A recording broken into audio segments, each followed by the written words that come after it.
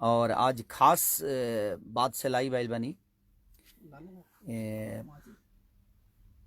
आज हमनी के पिता, हमनी के चाचा, हमनी के गार्जियन माननीय चाचा लालू प्रसाद यादव जी के 74वां जन्मदिन है। बस हम सबसे कहब कि सिर्फ एक गो केक ना, जितना लोग प्यार करेला हमके भी और लालू चाचा के जितना लोग प्यार और मोहब्बत करेला, सब लोग वो चाचा के बस दुआ करे, लंबा उम्र के दुआ करे। जे चाचा हमनी के जीवन में जब तक ले हमनी के जी जा, हमनी के नाती पोता के भी आशीर्वाद देवे खातिर ऐसे ही चमकत रही, खिलखिलात रही। हम ऐसे दिल्ली जाए वाला नहीं है, लेकिन कोविड के वजह से ना जा पवनी है, जे मिलल बड़ा कठिन बा भी कोविड के वजह से कहीं से गई लाई। तो आज हम रउआ सबके बीच में आज अपने चाचा यानी हमनी सबके पिता वहाँ के केक हम काटे जाता नहीं। हम चाहब कि जितना लोग हमके प्यार करेला सभी वो चाचा खातिर दुआ करी और लंबा उम्र के दुआ करी, ताकि हमनी के बीच में हमनी के चाचा हमेशा एगो माता पिता के जो आशीर्वाद होला तब हमरा बुझाता जे एगो छत की तरह होला। तो वो छत हमनी के जीवन से कबो ना जाओ, हमेशा खिलखिलात रहे वो छत। और वो छत के नीचे हमनी के रहे वाला बेटा वहाँ के आशीर्वाद के बदौलत हमेशा अपने जीवन के चलावत रही जा। तो बस हम रउआ सबसे रिक्वेस्ट करब कि जहाँ जहाँ जे बा कम से कम एगो चाचा के लंबी उम्र के दुआ के एगो केक जरूर काटी, ताकि हमनी के आशीर्वाद और प्यार हमेशा चाचा के मिलत रहो।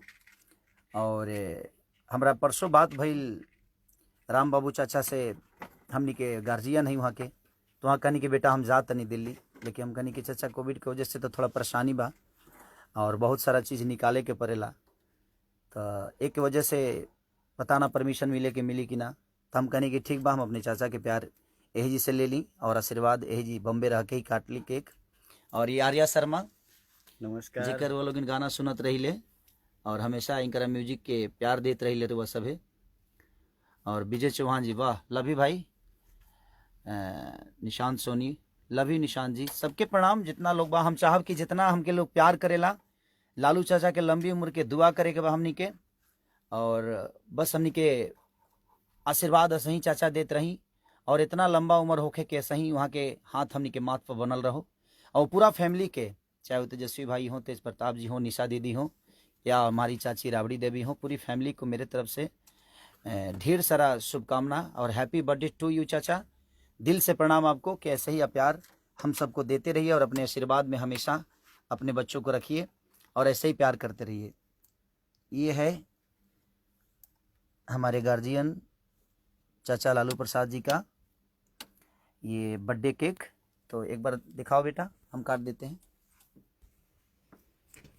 हाँ, happy birthday to you, happy birthday to you, happy birthday to Lalu चाचा, हैप्पी बर्थडे टू यू।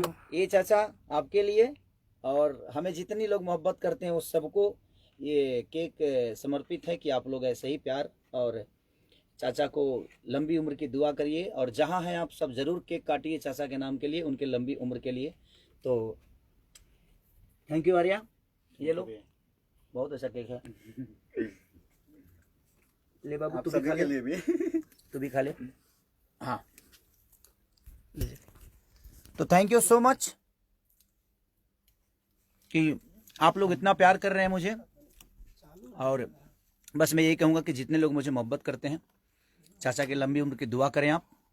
और मैं आज आर्या के स्टूडियो में हूँ, बहुत सारा गाना है और अभी एक मेरा गाना भी एंगल म्यूजिक से बहुत बड़ा रिकॉर्ड बनाया 9 घंटे में 2 मिलियन का, कि तोरा गैला के गम में सुनु सनम दुगो बियर मंगा के पी ले हा।